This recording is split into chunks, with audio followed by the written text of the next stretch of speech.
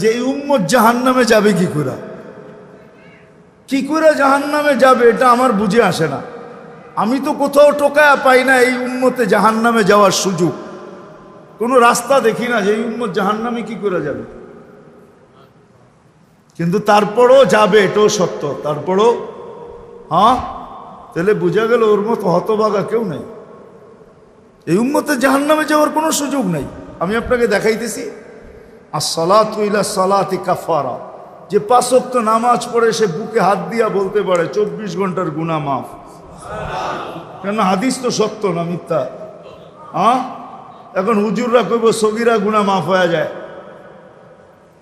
তাহলে আপনি সগীরা গুনার দলে, আরেক দল হুজুররা আছে যারা বলে কবিরা গুনাহ মাফ হবে। আমি কবিরা গুনাহ আলাদের পক্ষে, নামাজে কবিরা গুনাহ মাফ হয়। কি নামাজে মাফ হয়? না হয় না?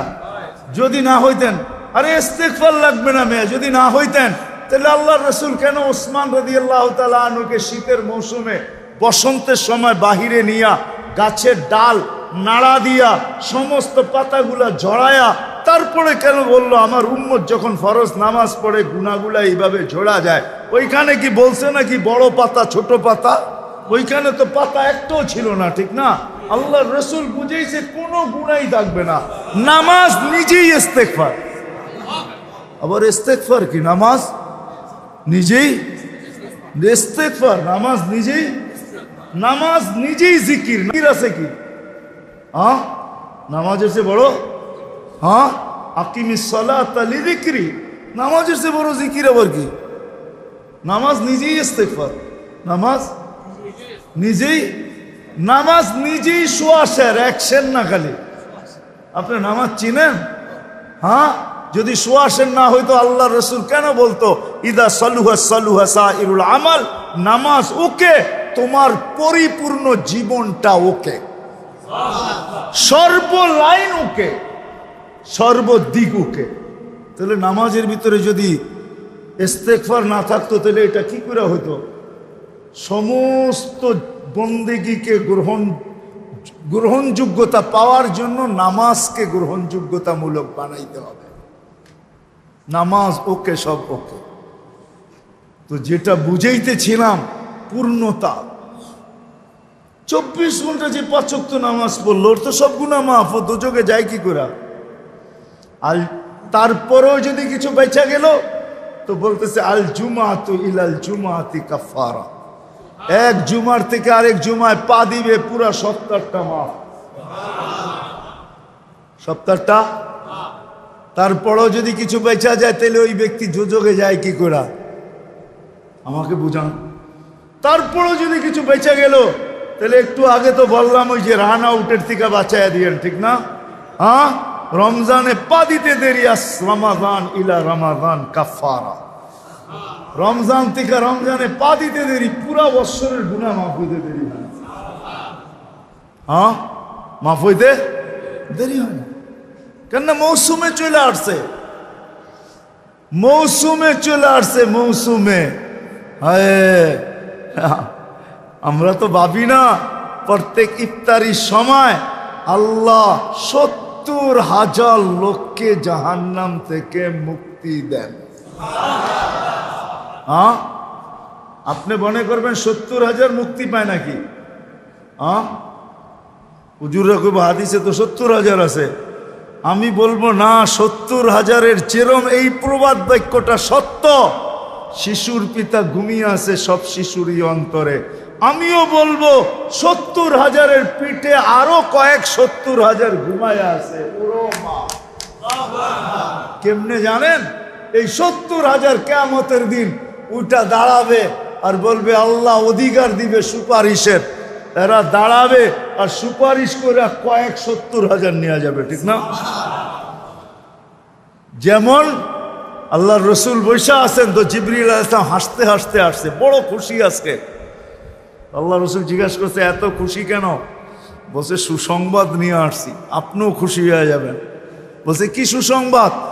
70,000 উম্মত আপনার হিসাব কিতাব ছাড়া জান্নাতে যাবে। তো শুনতে দেরি, চেহারা মলিন হইতে দেরি হয় নাই। তো জিবরিল আলাইহিস সালাম বললেন এটা কি? আপনি তো খুশি হওয়ার কথা, চেহারা মলিন হইল কেন? মাত্র 70,000, আমার সাহাবী তো 1.25 লক্ষ। কিয়ামত পর্যন্ত উম্মতের কি হবে? এই জন্য চেহারা মলিন। আপনি কি নিতে রাজি না? নিতে রাজি না এই কথা বলতেছি না, কিন্তু ভাবতে হবে এটা বলতে পারি। ভাইবা দেখি নিব কি নিব না। তো পাশে ওমর রাদিয়াল্লাহু তাআলা আনহু বসা, বলছে ওমর নিব 70,000, বিনা হিসাব কিতাবে জান্নাতে যাবে। তো যেমন উস্তাদ তেমনই তো ছাত্র হয়, পীর যেমন মুরিদও তো এমনই হয়, ঠিক না? হ্যাঁ, কি বলেন?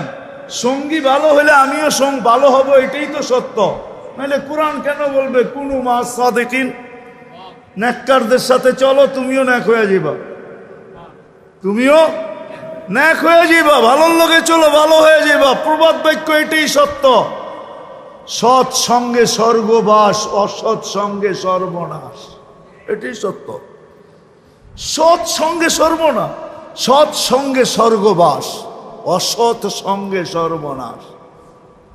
তো বলছে ওমর নিব? কয় না, 1.25 লক্ষ তো আমরাই। কিয়ামত পর্যন্ত মানুষের কি হবে? কি করব? কয় ফেরত পাঠায় দেন, বলেন বাড়ায় নিয়ে আসতে। তো বলছে মশওয়ারা হয়ে গেছে, নিতে পারি না, আল্লাহকে বলো বাড়ায় দিতে। আল্লাহ আল্লাহ, ঠিক না? আল্লাহ আল্লাহ আল্লাহ আল্লাহ, হায় হায়। কার আল্লাহ কিরকম আমি জানি না, কিন্তু মুহাম্মদুর রাসূলুল্লাহর আল্লাহকে দেখলে অন্যরকম দেখা যায়। হায় হায়, আমি মনে হয় বুঝাইতে পারি না আপনাদেরকে। আপনি বলবেন পৃথক করলেন কেন? না, এটা পৃথক না, এটা অন্য জিনিস বুঝাইতে চাইতেছি। মুহাম্মদুর আম্মাজান নিজে বলছেন, আম্মাজান আয়েশা রাদিয়াল্লাহু তাআলা আনহা বলতেছেন, ইয়া রাসূলুল্লাহ, আপনার ইচ্ছায় আপনার আল্লাহ এত তাড়াতাড়ি করে কেন? বুখারীতে আছে, বুখারীতে। যারা বুখারী পড়ায় ওদেরকে জিজ্ঞেস করেন, আপনার আল্লাহ আপনার ইচ্ছায় এত তাড়াতাড়ি করে কেন? আপনার আল্লাহ আপনার ইচ্ছায় যদি আম্মাজান বলতে পারে, তাহলে আমিও বলতে পারি। কার আল্লাহ কিরকম এটা আমার বিষয় না, কিন্তু মুহাম্মদুর রাসূলুল্লাহর আল্লাহ মুহাম্মদুর রাসূলুল্লাহর সাথে অন্যরকম। সারাদিন বন্ধুর দিকে তাকায় থাকে, বন্ধু নারাজ করা যাবে না। হায় হায় হায় হায়। তো পাঠায় দিছেন, জিবরিল আলাইহিস সালাম ফিরে আসছে। তো বলছে, জিবরিল কি খবর? আল্লাহ বলতেছেন বাড়ানো যাবে না, আপনাকেও নারাজ করা যাবে না। বাড়ানো যাবে না, আপনাকেও।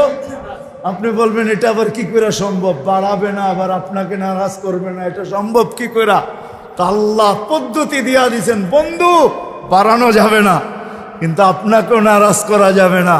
পদ্ধতি 70,000-এর প্রত্যেক ব্যক্তি 70,000 হাতে ধরে জান্নাতে নিয়ে যাবে। তাইলে কত যাবে হিসাব কিতাব ছাড়া জান্নাতে? কত? 490 কোটি উম্মত যাবে হিসাব কিতাব ছাড়া জান্নাতে। এই জন্যই বলতেছিলাম, প্রতিদিন ইফতারের সমাজে 70,000 আল্লাহ জাহান্নাম থেকে মুক্তি দেন। 70,000 দেন না, ওদের পিঠের ভিতরেও আরো কয়েক 70,000 এরকম লুকানো আছে, ওটি সহ কিয়ামতের দিন যাবে ইনশাআল্লাহ। মৌসুম দিছিলেন, মৌসুম দিছিলেন, যেখান থেকে প্রথমে ছিলাম আবার চলে যেতেছি। লক্তা লম্বা হয়ে গেছে অনেক দূর। যে দৈনন্দিনের প্রয়োজনের জিনিস যারা বিক্রি করে, তারা জানে যে সারা বছর আমি দৌড়ায় পারবো না, ইবাদত বন্দেগী দিয়ে বাড়তে পারবো না, আমি তো সহানুভূতি দিয়েই জান্নাত লেখা। মৌসুম ছিল আমাদেরকে আকর্ষণের পাত্র বানানোর জন্য। রমজান মৌসুম, ভরা মৌসুম, ভরা মৌসুম। এক একজনরে এক এক দিক দিয়া দিছেন। আপনি মনে করেন কেমন মৌসুম, কেমন আকর্ষণের পাত্র বানানোর জন্য আল্লাহ আল্লাহর রসুল কতটুকু নিচে চলে আসছেন, কতটুকু নিচে। যদি আপনি ভাবেন তাহলে বুঝবেন। আল্লাহ রসুল বলছে, যে কাউকে পেট ভরা রোজার দিন খাওয়াবে তাকে আল্লাহ জান্নাত লেখা দিবে, জাহান্নাম থেকে মুক্তি দিবে, গুনাহ মাফ করবে। তো সাহাবা আয়েশা বলছে, ইয়া রাসূলুল্লাহ, পেট ভরা আমরাই তো খাইতে পাই না, কারে খাওয়াবো? আমরাই তো খাইতে পাই না, কাকে কোত্থেকে খাওয়াবো? তা আল্লাহ রসুল বলছে, আচ্ছা তাইলে যদি তুমি 1 গ্লাস দুধ খাওয়াও। বলছে এটাও তো সবসময় হয়ে ওঠে না। তাইলে একটা খেজুর। এটাও তো হয়ে ওঠে না।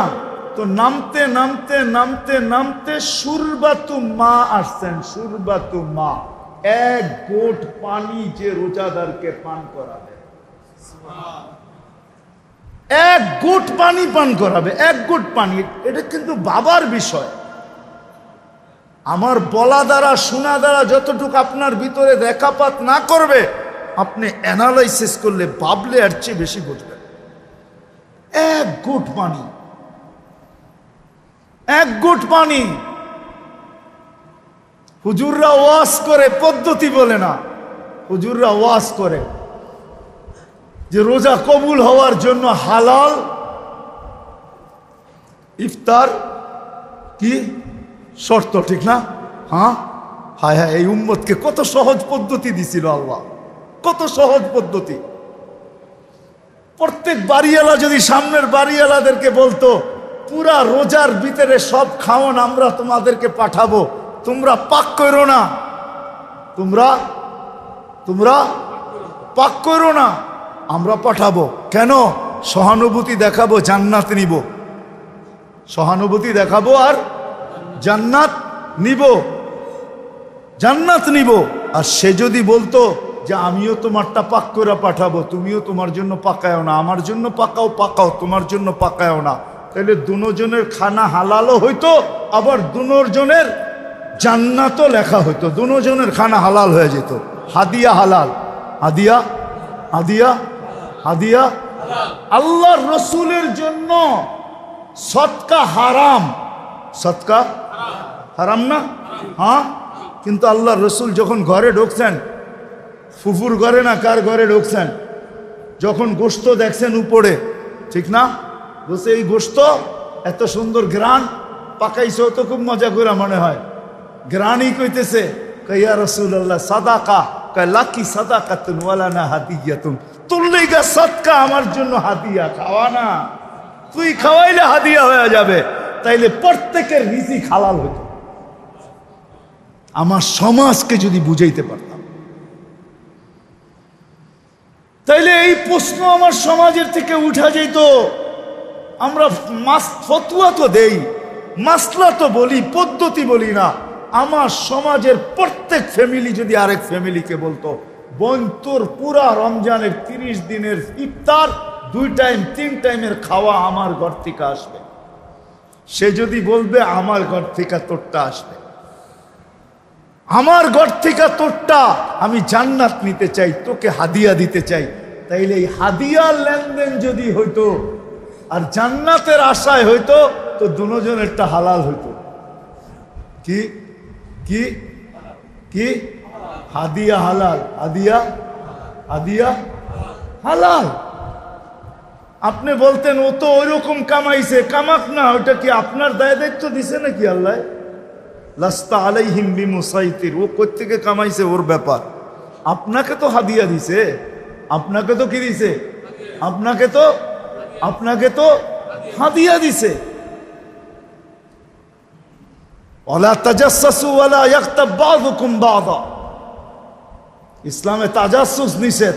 আমরা একটু বেশি পরহেজগারি দেখাইতে যে তাজাসসুসে লেগে যাই, আমি জানিও না যে এই তাজাসসুস আমাকে কোথায় নিয়ে যাইতেছে। আপনি ভাবছেন আপনি বড় মুত্তাকি হইতেছেন, না, মুত্তাকি হইতেছেন না। হইতে পারে এই মুত্তাকির শয়তানের চাদর আপনাকে অনেক দূরে নিয়ে যেতে পারে। নিজেকে বড় মুত্তাকি ভাইবেন না যে আমি তাকওয়া তাহকিক করি। তাহকিক করতে করতে করতে কারো পর্দা ফাঁস করে ফেলছেন আপনি। কোন মুসলমানের পর্দা ফাঁস করার অনুমতি আল্লাহ আপনাকে দেয় নাই, অনুমতি আপনাকে আল্লাহ দেয় নাই, আপনাকে দেয় নাই। আমরা দেখি তো সমাজের অনেক ক্লিপ দেখি, অনেক বয়ান দেখি, অনেক কথা শুনি, মাঝে মাঝে বড় দুঃখ লাগে, এত সংকীর্ণ মনা কেন? হ্যাঁ, আমি ওদিনই বলতেছিলাম, মনে হয় উমরার থেকে আসার পরের দিনই এক বয়ানে বলতেছিলাম যে খোদার ওয়াস্তে আমাদের তো আজকে দুরবস্থা এরকম যে আমরা টুপির কালার পর্যন্ত দেখি। হ্যাঁ, টুপির কালার দেখা ছাড়েন, কাঠটুপি উঁচা কাঠটুপি নিচা দেখা ছাড়েন, উম্মতকে এক ভাবেন এক। বিশ্বাস হয় না? তাইলে আমি আপনাদেরকে এমন ব্যক্তির রেফারেন্স দিব যার উপরে ব্যক্তিত্ব নাই। শাইখুল হিন্দ মাহমুদুল হাসান রহমতুল্লাহ আলাইহির বয়ান পড়া দেখেন, শুনা দেখেন। মাল্টার জেলখানার থেকে যেদিন উনি ফিরে আসছেন, ওই দিন সারা ভারতের ওলামারা দারুল উলুম দেওবন্দে জমা হয়েছিলেন। ওই দিন যে বয়ান উনি দিয়েছেন, ওই বয়ান আপনি পড়া দেখেন, তারপরে আপনি বুঝবেন আপনি কে, আপনি কতটুক বড় মুত্তাকি আর পরেজগার, আপনি কতটুক বড় তাকওয়াওয়ালা। ওই বয়ান শোনেন। যেদিন মাল্টার জেলের থেকে আসার পরে দারুল উলুম দেওবন্দে ভারতের সব ওলামারা জমা হয়েছেন। কিন্তু উনি সমস্ত ওলামাদের কি, হ্যাঁ, ভারতের ওনার উপরে ওস্তাদ মাত্র দুইজন। কয়জন? তিনজন। রশিদ আহমদ গঙ্গুহি, কাসেম নানতবি, মোল্লা মাহমুদ। এছাড়া কোনো ওস্তাদ ওনার নাই। তিনজন ওস্তাদে মিলে একজন ওস্তাদ। সারা ভারতবর্ষের কিয়ামতের সকাল পর্যন্ত ওলামায়ে দেওবন্দের যত ওস্তাদ আসবে সবাই ওস্তাদ শাইখুল হিন্দ মাহমুদুল হাসান রহমতুল্লাহ আলাইহি। ওনার ওই দিনের বয়ান শোনেন। না পাইলে আমার কাছে যায় না, আমি বয়ান শোনায় দিব আপনাদেরকে। না পাইলে আমার কাছে যায় না, আমি বয়ান শোনায় দিব উনি কি শুনাইছে। উম্মত বানা। তো যেটা বলতেছিলাম মেরে দোস্ত, আসেন আসেন নিজেকে আকর্ষণের পাত্র বানাই।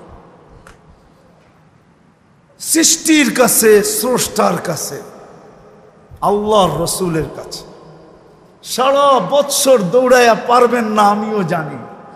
যাই আছে, ঝামেলা আছে, কাজ আছে, কাম আছে, অফিস আছে, আদালত আছে, ক্ষেত আছে, খামার আছে, মেইল আছে, ফ্যাক্টরি আছে, দোকান আছে, পাট আছে, হাট আছে, বাজার আছে, রোড আছে, ঘাট আছে, ঘর আছে, বাড়ি আছে।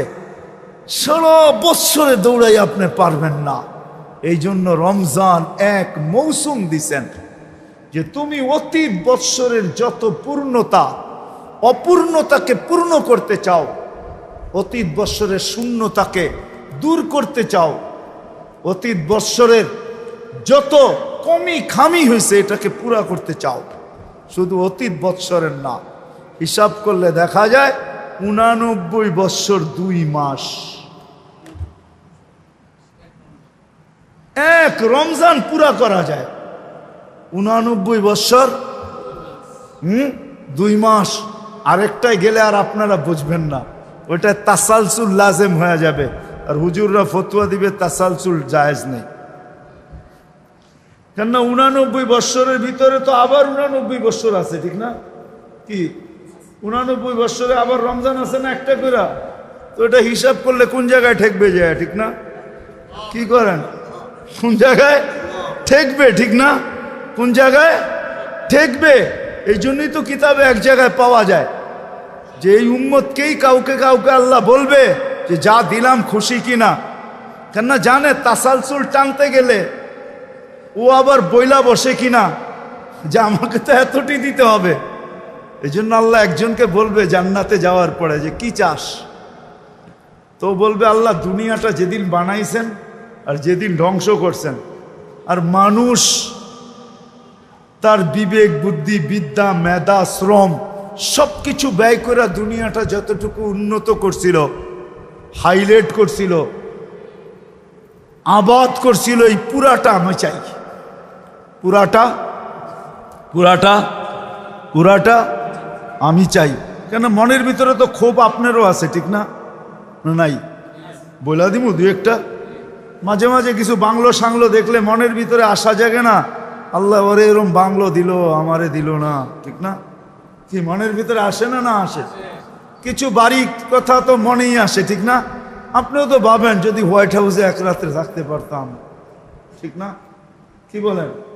কিছু প্লেস আছে না দুনিয়ায় দেখলে মনে হয় যে মোদি এক রাত্রে ঘুমাইতে পারতাম, ঠিক না? কি বলেন? হ্যাঁ, আশা আকাঙ্ক্ষা তো আছে। তো ও চাবে, তা আল্লাহ হাসবে আর বলবে মা সালতানি লাকা হাক্কুন, বেউকুব, কি চাইলি? যেটা পাও না ওটাও তো চাস না, এটা কি চাইলি? তা আল্লাহ বলবে যা, এটা তো তোকে দিলামই, আরো নতুন 10 গুণ দিলাম। কি কি? কেন নতুন 10 গুণ যদি না দেন তাহলে তুলনা হবে না। এখন ওই দুনিয়া পায় আর যেই 10 গুণ পাইছে ওইটা দেখবে আর দুনিয়া দেখবে, তো ডেলি 100 বার থুতু মারবে, কইব চাইলাম কি, আল্লাহ দিল কি? চাইলাম কি? মার পেটেও তো খাইছি আমরা, না খাই নাই? হ্যাঁ, কি খাইছি না? কিন্তু ওই খাওয়ানটা যদি এখন 10 লাখ টাকার 10টা বান্ডেল আর ওই খাওয়ানটা একটা প্লেটে আপনাকে দেই, খাবেন? হ্যাঁ, মনে হয় না মানসিকতা ঠিক থাকলে খাবে। কেউ খাইতেও পারে, রুচি নষ্ট হয়ে গেলে কি যা হয় আর কি, খাইতেও তো পারে, ঠিক না? হ্যাঁ, যখন ঘুষ খাইতে পারে তো এটাও খাইতে পারে, ঠিক না? যখন সুদ খাইতে পারে তো এটাও খাইতে পারে, ঠিক না? কি বলেন? হ্যাঁ, কি বলেন? অনেকেই তো খায়, তো ওগুলা খাইতে পারলে এটাও খাইতে পারে। কিন্তু আসলে রুচি যার ঠিক আছে ও বলবে রাখ তোর টাকা। মানুষ হইয়া এটা জিব্বা লাগায় কি করে? মার পেটেও তো খাইতেছিলে, ঠিক না? তো সত্য এটাই, জান্নাতে যাওয়ার পরে মেরে দোস্ত দুনিয়ার দিকে দেখবে আর থুতু মারবে। এক বড়া মৌসুম দিছে না, এক গুট পানি দিয়া জান্নাত নেওয়া যায়, নিজেকে জাহান্নাম থেকে মুক্ত করা যায়, নিজের গুনাহকে মাফ করানো যায় এক গুট পানি দিয়া। যদি আমার জাতি বসতো তাহলে আমার মনে হয় প্রত্যেক ব্যক্তি ইফতার করতো তো পরে সবাই নিজের বাড়ির সামনে দাঁড়ায় থাকতো। কিসের জন্য? যে দেখি আজান লগ্নে কাউকে পাই কিনা, ওকে এক গুট পানি দিয়া, একটা খেজুর দিয়া, একটা কি বলে এটাকে, বেগুনি দিয়া, একটা আলুর চপ দিয়া, একটা পেঁয়াজু দিয়া ওর রোজাটা খোলাইতে পারি কিনা। যদি খোলাইতে পারি আর খুলতে দেরি, আমার জান্নাত মিলতে দেরি হবে না। ওইখানে তো আল্লাহর রাসূল বলেন না পুরা মাস খাওয়াইতে হবে, একদিন হইল। কিন্তু আসল চিত্র কোনটা? জান ইফতার তো ঘরে বসে করেন, রাস্তায় দেখেন, রাস্তায় আজান লগ্নে দেখেন কত হাজার না লক্ষ মানুষ ঢাকা শহরে, কেউ বাসে বসে আছে, কেউ রিক্সায় বসে আছে, পানি পর্যন্ত দিয়ে ইফতার করার সুযোগ হয় না। আমার জাতি যদি বসতো তো যাদের বাড়ির সামনে দিয়ে রাস্তা আছে ওরা সবাই রাস্তায় যায় ইফতারির 10 মিনিট আগে দাঁড়ায় যেত, আর যেই গাড়ি যায় হাত থামায় বলতো রোজা থাম, শুধু খুইলা যা, বেশি কিছু লাগবে না, পায়ে ধরে ধরে খোলাইতো। যদি আমার জাতি বসতো, আমিও বুঝাইতে পারি না জাতি কোত্থেকে বুঝবে। এই জন্য আসেন, কথা শুরু এইখান থেকেই ছিল, দিনই কথা যত ধ্যান খেয়াল একাগ্র চিত্তে শুনব তত বেশি দিলে গাঁদবে, আর দিলে যখন গাঁদবে আমলের দ্বারা আকর্ষিত। মৌসুম যেরকম ফলকে ফলায়, ফুলকে ফোটায়, রমজান এক মৌসুম প্রত্যেক ব্যক্তিকে আল্লাহর কাছে, জান্নাতের কাছে আকর্ষণের পাত্র বানানোর জন্য। কেননা জান্নাত প্রথম রমজানের দিন জান্নাতে সুমধুর বাতাস যখন চলে, তো জান্নাতের প্রত্যেকটা বস্তু জিজ্ঞাসা করে আল্লাহ এটা কিসের বাতাস? বলছে উম্মতে মুহাম্মদের মৌসুম চালু হয়ে গেছে, রমজান। তো প্রত্যেকটা নেয়ামত বলে এরা কখন আসবে? হুরেরা বলে আমাদেরকে বিয়ে করায় দেন না, উম্মতে মুহাম্মদের সাথে আমরাও মজা করব, এরাও মজা করবে। তখন আল্লাহ বিয়ে করায় দেয় হুরুল আইনের সাথে। ওটা খোলার সময় নেই, এক বৈঠকে তো আর আধা ঘন্টা 1 ঘন্টার বয়ান দিয়ে তো আপনাকে পুরা রমজানের কাহিনী শোনানো যাবে না। এটার জন্য 2 মাস আগের থেকে শুরু করতে হবে, রমজানের দিন এসে শেষ করতে হবে, তাইলে বোঝা যাবে রমজানে রাখছে কি রাখছে আল্লাহ, কি রাখছে। এই জন্যই তো আল্লাহর রসুল রমজানে 2 কাজ করতেন। আম্মাজানের থেকে এক রেওয়ায়ত, দুনো রেওয়ায়ত আম্মাজান থেকে, আয়েশা রাদিয়াল্লাহু তাআলা আনহা বলেন আল্লাহর রসুল রমজান আসলে কোমরে গামছা বাঁধা ফেলতেন। আমাদের কাউকে চিনতেন না, আমাদেরকে চিনতেন না। আল্লাহর রসুল কখনো বিছনায় আসতেন না, রমজানে বিছনায় আসতেন না। এটা ছিল ব্যক্তিগত আমলের তরতিব।